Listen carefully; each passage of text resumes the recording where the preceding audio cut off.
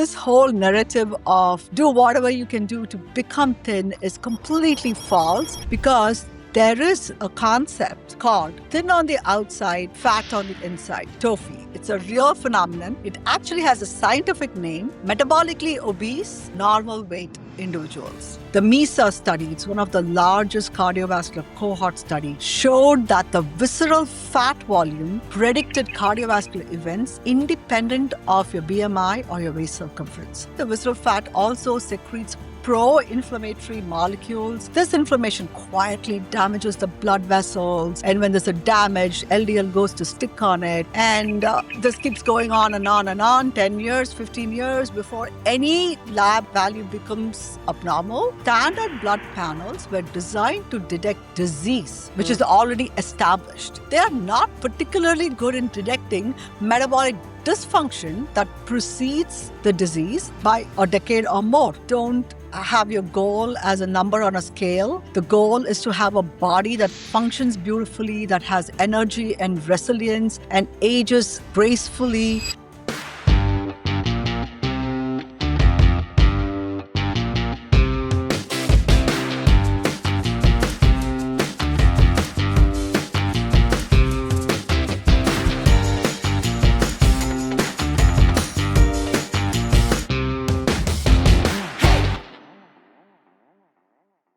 Welcome back to Infinite Health.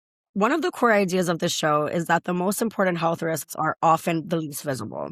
And today's topic is a perfect example of that. Weight has become the default way that people really judge their health. But as you've explained many times, Arasi, the number on the scale often hides what's actually happening metabolically. So today we're talking about visceral fat, not as an appearance issue, but as a biological signal that quietly drives long-term cardiometabolic risk. So I think definitely we are constantly judging our health by our weight. It's something that people think about all the time. So I'm excited to really hear a little bit more about this from your lens, So nice to see you again. Excited to dive into this with you. Thank you. Yes, it's one of my favorite topics. It's such a it just misleads people so badly, and we've become obsessed with this number on the scale. So yeah, let's jump right into it. Absolutely. So with talking about that, why do you think that weight became the primary proxy for health to begin with in the first place? Well, it just became our shorthand for health for one simple reason. It's easy to measure. You get on the scale, it gives you a number, and numbers make us feel smart and makes us feel objective. So the body mass index came on. It honestly was designed in the 19th century as a population level statistical tool. It was not designed for any clinical use or a diagnostic use or any of that. It was a statistical tool. But in medicine, we needed a fast, cheap screening number, and BMI just filled the role and it stuck. And there's also a cultural layer, right? In the Western societies, thinness became synonymous with discipline, health, and even moral value. So when someone looks thin, we unconsciously associate that with being healthy. And they are hardworking and they have a level of discipline. And if someone is heavier, we automatically say, "Oh, this person is unhealthy. They are probably lazy. They're not going to do their job."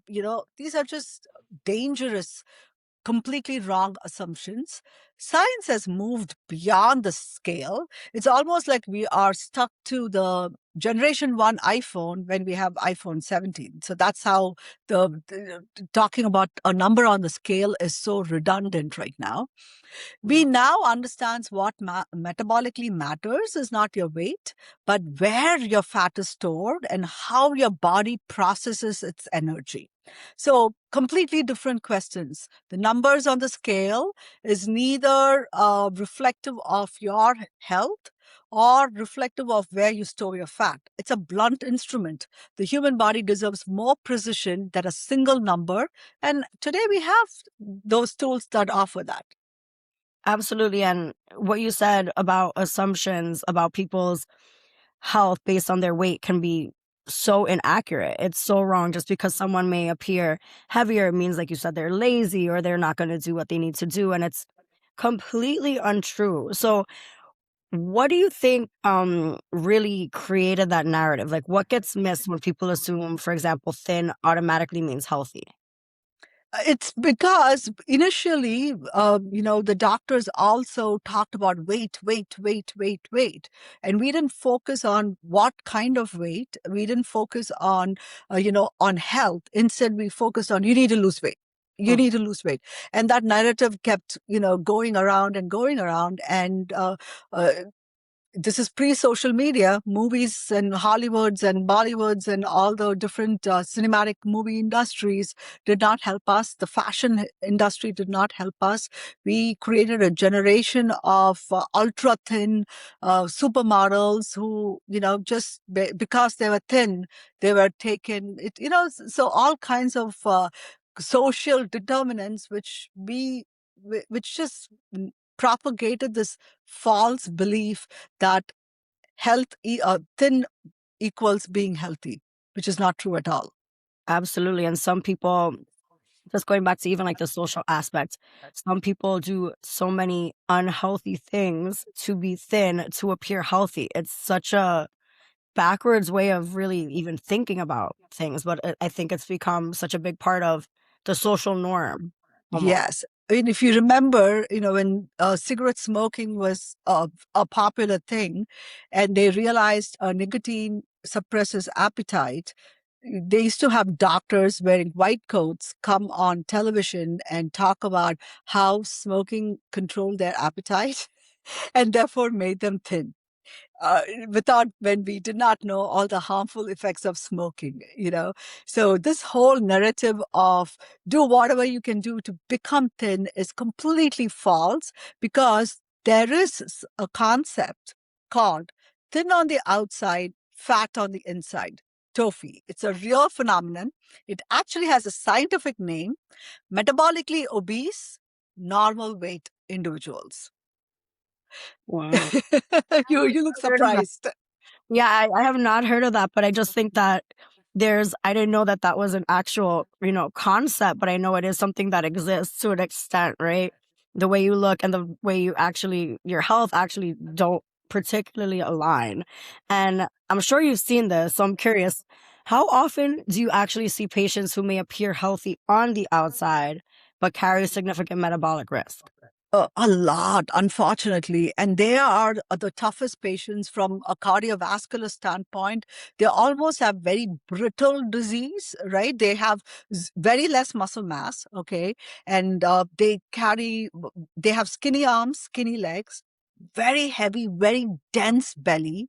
And that belly is filled with visceral fat. And what happens is that the internal organs are all carrying the load. The liver is fatty, the pancreas may be surrounded by lipid deposits. The blood vessels are heavily inflamed. It's a sign of inflammation. And it's just these patients are very hard to treat because the blood vessels, I always compare blood vessels should be like a nice bendy straw, like, very flexible and agile. But these patients will have PVC pipes, kind of like, very hard, very calcific disease. And you have research supporting that too. Studies which used CT based body composition found that a significant portion of the normal weight individuals have high levels of visceral fat and which are the metabolically risky range. The MESA study, it's one of the largest cardiovascular cohort study, showed that the visceral fat volume predicted cardiovascular events independent of your BMI or your waist circumference.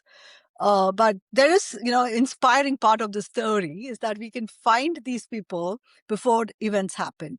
We have tools. We just need to be more proactive about, looking for it and going after it before instead of relying on BMI or the scale alone. Absolutely. And I always remember even, going to the doctor's office and seeing this BMI scale and saying like, if I weighed what this says, like I would not feel like I would even, be healthy because I think that maybe this was created also a long time ago, and things have also, I think, changed around like BMI and scales and just the way, our health is measured. But what distinguishes, visceral fat from subcutaneous fat at a physiological level? Oh, okay. Fantastic. Think of fat in your body as having different zip codes, okay? Or your postal code, okay? And where your postal code is going to determine everything about you, like which school you go to, which restaurants are available to you, your neighborhood, etc. So, and your behavior is kind of, that's why we want we choose good neighborhoods and things like that, right? So subcutaneous fat is the fat you can pinch. It's just under the skin of your arms, your thighs, your hips, etc. It's just this pinchable fat, right? It's very largely inert, metabolically inactive fat. Okay. Your body uses it as a long-term energy reserves. It's mainly protective. So let's say there's a famine which happens and you don't have any access to food, your body will start utilizing this fat for energy, and a higher amount of subcu fat, particularly in your hips and thighs, actually lowers cardiovascular risk, and it offers you a genetic advantage. That's called the obesity paradox. These are the obese patients, even in the ICU, when they're critically ill, do better because the fat is being used for energy. Okay, this is the pure shaped body fat. It's a good fat. Like thought to be in sumo wrestlers, at least some of the sumo wrestlers had the high levels of subcutaneous fat. Then comes the visceral fat, which is completely different. It sits inside your abdominal cavity. It wraps around your liver, your intestine, your pancreas, your kidneys, and it doesn't just sit there. It's hormonally active. It's a metabolically aggressive tissue secreting chemical signals, adipokinases, cytokines, inflammatory markers that just get directly dumped into your portal circulation or your liver circulation, and then finally into your bloodstream. So all your major organs are kind of sitting in this inflamed milieu. And the difference is not just anatomical location of the body fat or how you look, it's what it is doing inside. The same molecule, depending on where it lives, behaves completely different. So your body's geography matters as much as your zip code as to where you're living. And understanding where your fat lives, not just how much is there, that's where the modern metabolic medicine begins. And why is it that you think visceral fat is so metabolically active and, harmful over time? It has a higher density of certain receptors, right? It has higher cortisol receptors, beta adrenergic receptors, which makes it more sensitive to stress hormones. And when you're chronically understressed or sleep deprived, the visceral fat responds by releasing free fatty acids into the circulation at a higher rate for metabolism than the subcutaneous fat. And these free fatty acids, it's a mouthful, travel to the liver, disrupts its ability to regulate glucose and lipid metabolism. And this leads to insulin resistance. And the liver stops listening to the insulin signals properly. And as insulin resistance keeps progressing, pancreas compensates it by producing more insulin. And then over time, your blood sugar remains normal, but your pancreas is working very hard and it can't take it anymore and it breaks down. And when it stops and it breaks down, glucose starts to rise. At the same time, the visceral fat also secretes pro-inflammatory molecules, TNF alpha, IL-1, resistance, these are all names, but these are all inflammatory cytokines, which creates a chronic inflammatory state. This inflammation quietly damages the blood vessels. And when there's a damage, LDL goes to stick on it. And then as a part of the healing process, calcium deposition happens, and the endothelial function, or the innermost lining of your blood vessel cells, they start functioning abnormally. The blood vessels, instead of being nice and pliable, are stiff. They don't have the ability to relax or regulate flow. And this keeps going on and on and on, 10 years, 15 years before any lab value becomes abnormal. The damage has been silently going on. So, according to the ACC/AHA 2019 primary prevention guidelines, recognizing insulin resistance and chronic low-grade inflammation are the key pathways in reducing your atherosclerotic cardiovascular disease, and both of them are downstream products of visceral adiposity. And why or how does visceral fat contribute to cardiometabolic disease even when the standard labs look normal?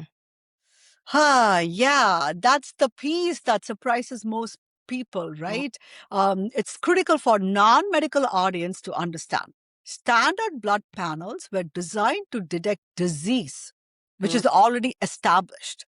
They are not particularly good in detecting metabolic dysfunction that precedes the disease by a decade or more. Okay, your fasting blood glucose of 94, technically normal, but it represents a person's who insulin is running 3 or 4 times the level it should be. Okay, just to keep that number at 94. Blood glucose is 94, but buckets and buckets of insulin are being secreted to keep the blood level of 94. That's not normal, right? So the hyperinsulinemia doing the damage in the background does not even come through when you just check a fasting blood sugar. Same is true for cholesterol also. Patient might have a total cholesterol of 185, textbook normal, but if the HDL is low. HDL is the high density good cholesterol, and the triglycerides, the big fatty fluffy particles, which is elevated. Then they have an atherogenic dyslipidemia, and their cardiovascular risk is much higher than the total cholesterol number. So that pattern, low HDL, high triglycerides, it's a fingerprint of visceral fat and insulin resistance. So when someone comes to me and says, my labs are normal, I am fine. And I'm like, I appreciate, you are feeling comfortable. But if you want me to look deeper, I can look deeper for you. Normal is not the same as optimal. And optimal levels is where, prevention lies. So normal is defined by average population ranges, right? Mhm. For I am not an average person. You're not an average person. You are you and I am me. So we have to aim for, I don't want average health. I want exceptional health. And so that requires a higher standard of measurements. Mhm.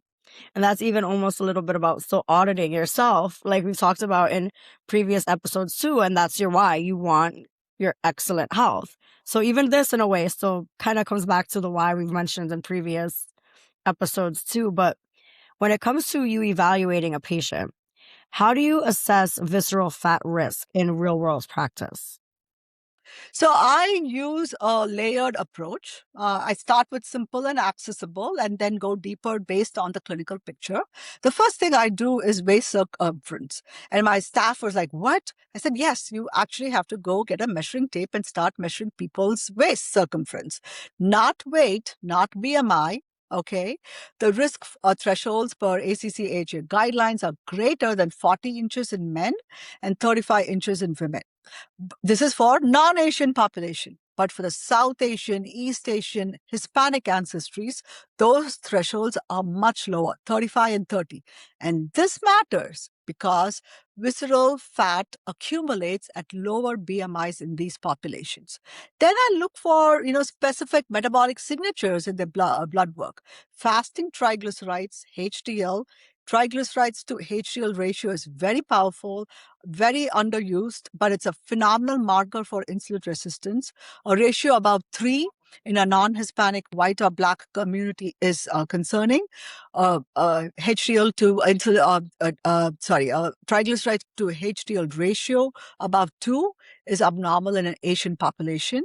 Fasting insulin, not just glucose, hyperinsulin levels, insulinemia. My God, sorry about my tongue stuttering here, precedes glucose level 10 to 15 years. Okay, uric acid levels. Elevated uric acid level is a marker of your fructose metabolism. And we are all, exposed to high fructose corn syrup all the time. And that often tracks with your visceral fat accumulation. High sensitivity reactive protein, a marker of systemic inflammation that visceral fat actively promotes. So, for patients where the clinical picture warrants it, particularly if they're high risk cardiac patients like my patients, I will go into coronary calcium score, cardiac CT, body composition analysis, in body scans or DEXA scans for visceral fat measurements. There are multiple tools which allows us to see beyond what the scale can show. So, yeah. Hmm. And speaking about that, what other markers actually tend to travel alongside elevated visceral fat? Yeah, visceral fat is a misery that loves company and never travels alone. It's a part of a constellation we call metabolic syndrome. But I can think of a less as a syndrome, but more of a biological story that unfolds in real time. You know, the classic cluster is elevated waist circumference, elevated triglycerides, low HDL cholesterol, elevated blood pressure, elevated fasting glucose. When you have three or more of these present, we call it metabolic syndrome. And the cardiovascular and diabetic risk is substantially elevated in these patients. But beyond the formal criteria, I also look for fatty liver. Okay, on liver ultrasound or fibroscan, we now have a new term called metabolic dysfunction associated steatotic liver disease. It is basically abnormal metabolism and fat deposition in your liver. It roughly represents 30% of the general population, and it's tightly linked to insulin resistance and visceral adiposity. Sleep apnea, again, visceral deposits around the upper airway contributes directly. And sleep apnea in turn worsens your cortisol and insulin resistance, creating this feedback loop. You know, you've caught the tiger by its tail, and there's no way out of it unless you make actual decisions to change your life. Polycystic ovarian syndrome in women, strongly linked to insulin resistance and visceral fat accumulation, and a major under-recognized cardiovascular risk factor. Then something as simple as lot of skin tag, hyperpigmentation of your neck, your underarms, darkening of your skin folds, acanthosis nigricans is a scientific term, which are signs, physical signs of chronically elevated insulin levels. So when I see these markers all traveling together, I am seeing, different, the metabolic dysfunctional set of symptoms going together, and they're all giving each other company. And each one of these markers is truly modifiable. And that's what makes this hopeful. Okay, the good twist to this story. It's not ominous, but we can actually make a change, a meaningful change. And it's like you said, I think that there were so many things that you said travel together. So it's not just one in particular thing. And just on my knowledge, even just on PCOS, because I've struggled with PCOS, it's very complex. It's complicated. It's complex to navigate and figure out. But now hearing that all these other factors contribute together makes more sense. It's complicated to really understand how it all works together for someone who isn't knowledgeable. So hearing this is really helpful to like understand how everything fits together and like travels together. Like, it's gonna stick with me. Why do you think that visceral fat, or what do you think of visceral fat as a signal rather than a diagnosis? Because it's Yeah, a diagnosis, right? It's not. sure. It's a complicated question because a diagnosis for me is fixed. Like, you have coronary artery disease. That's a diagnosis, Yeah. right? But visceral fat, increased visceral fat, it implies, it gives me uh, a signal that this information, I can do something about this information. It gives me agency and it gives patients agency also. So when I tell a patient their visceral profile, fat profile suggests metabolic stress, I'm not telling them they are sick. I am telling them their body is communicating something important to them, and that we caught the message early enough that we can do something meaningful about it, which can make their future life better. The biology of the visceral fat is remarkably responsive, like other many cardiovascular risk factors. Visceral fat responds quickly and dramatically to targeted lifestyle changes, often within weeks to months.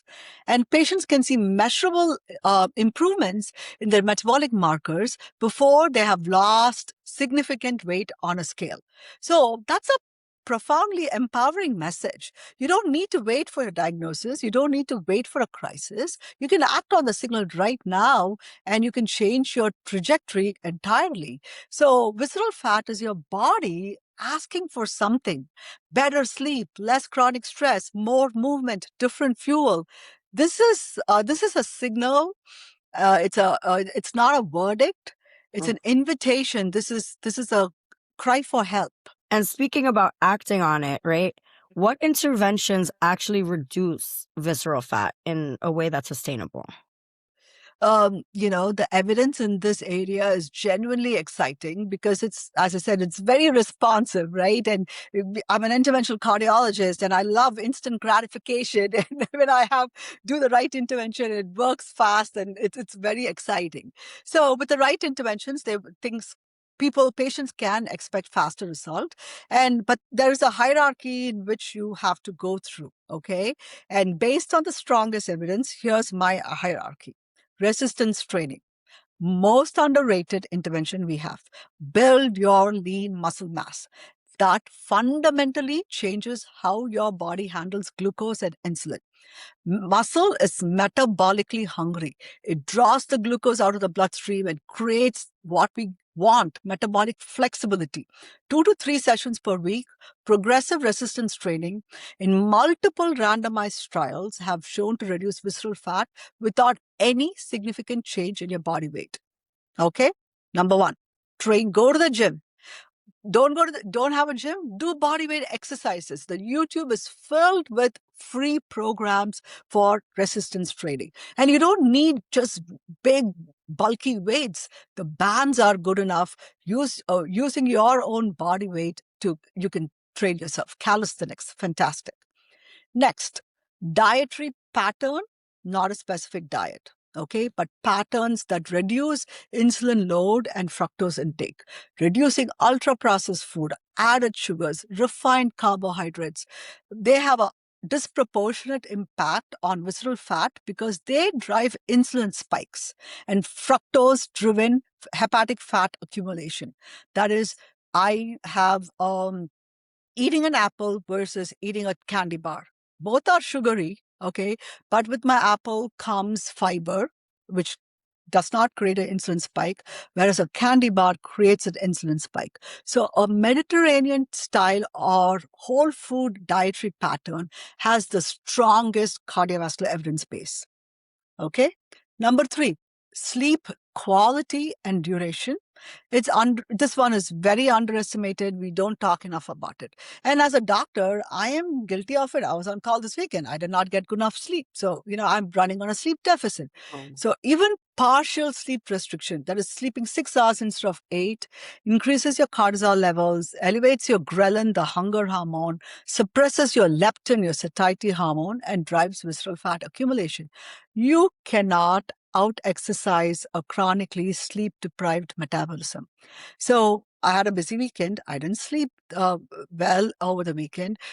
I need to have a lighter day today. I need to, rest my body a little bit more. So that leads into my next one: stress regulation. Chronic stress drives cortisol elevation, and cortisol is one of the most potent triggers of visceral fat. Mindfulness. I always talk about my favorite calm apps or Headspace or Yoga Nidra, breath work, nature exposure, social connection, not social media connection, social connection, hanging out with besties and best friends. These are not like soft touch points. These are not woo-woos. These are not, they are biological interventions with measurable effects on cortisol and metabolic health. And then in appropriate patients, medications, GLP-1 receptor agonists, which we have discussed in our previous episodes, they have demonstrated specific reductions in visceral fat and hepatic fat beyond what's expected from weight loss. So here you go. Absolutely. And I think one thing you also touched on earlier was, you want that instant gratification. So where do people go wrong when they have to target visceral fat directly? And I know some people, even we spoke about this in the last episode, want to take a GLP-1 to maybe lose 20 pounds fast and not go about it the right way. But where do people really go wrong when they're trying to just target that one visceral fat directly? It can happen quickly. Yeah. So the thing is, when we say visceral fat, we're talking about fat around the abdomen. So immediately people are like, oh, I'm going to reduce my visceral fat. I'm going to do 1,000 crunches, and therefore my belly fat will shrink. It doesn't work that way. There is nothing, no spot reduction method. You cannot selectively burn fat from one area of the body and spare the others through local exercise. And you can't, freeze the fat in your belly and think you are doing something to your metabolism. You cannot do that also. You have to change your systemic hormonal metabolic environment. And that is how, where fat is going to be stored is going to be determined. Okay. The second major error is going to extremes. Crash dieting, extreme caloric restriction, or high intensity exercise without recovery. And these approaches all spike cortisol, and cortisol is provisceral. You can actually accumulate more visceral fat while trying to do these drastic calorie restriction and things like that. Because if you're chronically stress activated, that's what is going to happen. So that's why people who are perpetually dieting and restricting don't see metabolic improvements, okay? But actually, this up and down matter cripples their body, and they put themselves at a higher risk for cardiovascular events because of that. Then the third mistake is going to be sleep and stress. I cannot, I could just go on and about sleep, sleep, sleep, and stress management. It's very difficult. On a personal note, it's a very difficult journey for me because I live in 7, 8, 9, 10 out of 10, and I had to intentionally move my brain and my excitement level to 3, 4, 5 is good. And still be truthful to myself and still recognize Arasi as Arasi, right? Because Arasi is this passionate person, blah, blah, blah. But can I still be 3, 4, 5 and still be Arasi? So again, look in the mirror and see what's working for you and which is not working for you. And, don't chase the scale. Don't chase the number on the scale. Chase metabolic markers. I mean, I know in your 20s and 30s, it's like blasphemy to go and visit a doctor and actually sit down with them and talk about what's working or talk about your lifestyle because you have deadlines and you have, board meetings and whatever. But your 50-year-old self will thank you for if you actually go spend time with your doctor and kind of get a holistic assessment of how healthy you are in your 20s and 30s. I think that is so important. I know I was on another podcast and they were talking about your 40s and your 50s and wishing you had taken care of things in your 20s and 30s because you're building on longevity versus trying to go back and fix things that if you just made small changes earlier on, you'd have such a better quality of life later on. And with aging, I know we talked about this a little bit, but aging and the quality of life. You can live to be, much older, but if you're not able to move around and walk, it's the quality of life is so diminishing. It doesn't, you got to do both. But, Absolutely. mhm. And what would you say that listeners should stop fixating on and start really paying more attention to instead? Okay, great question. Stop fixating on the number on the scale. Stop fixating on your BMI. I knew you whether were your gonna say total that. I was like, cholesterol is 200 or how many calories you burnt out, mm, none of that matters. mhm, Start paying attention. Did I have a good night's sleep? What is my resting heart rate over the past month? Am I am I reducing my resting heart rate over time? What is my energy and mental clarity? What is my triglycerides to HDL ratio? What's my waist circumference? How do I feel 2 hours after eating? Am I sleepy? Am I in a post food coma? Or do I have energy? Because if you're in a post food coma, you probably have insulin resistance. So, those are the things you need to kind of focus on. How much, it's not the weight of the number of pounds you can bench press, but can you actually be bench pressing and do a 5 minute run and do have mobility exercise? Are are you flexible? Is your metabolism flexible? Those are the things you need to focus on. I truly want people to shift from a weight loss mindset to a metabolic health mindset. Weight loss is just an outcome, whereas metabolic health is a state, and it's a state you can actively build. You can become more insulin sensitive. You can build more metabolically active muscle. You can improve your inflammatory profile. You can reduce your biological age of your cardiovascular system. And none of this requires you to hit a target weight. They require to make different choices that your body responds to. So the most empowering thing I can tell you is the biology is on your side. We as human beings are built for survival. The body wants to survive. It's remarkably adaptive. And when you give what it needs, real food, real movement, good sleep, it moves towards health. This is not motivational language. This is just mechanistic science here. mhm. Absolutely. And I think that, talking about visceral fat, people might hear it and think about it and kind of panic a little bit.